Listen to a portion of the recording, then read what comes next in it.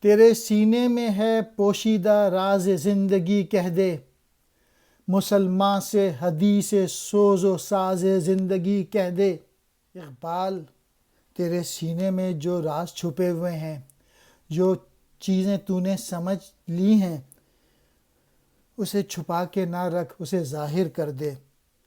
اور مسلمان وہ راستہ اختیار کریں کہ وہ اپنی زندگی کے اصل مقصد تک پہنچ جائیں تیرے باتیں سن کر، تیری پوئٹری۔ مسلمانوں کے نوجوان لوگ جو ہیں، یہ اپنی بے حسی کے وجہ سے، اپنے عمل نہ ہونے کی وجہ سے، آنیسٹی نہ ہونے کی وجہ سے، انٹیگریٹی نہ ہونے کی وجہ سے یہ اپنا وقار کھو بیٹھے ہیں۔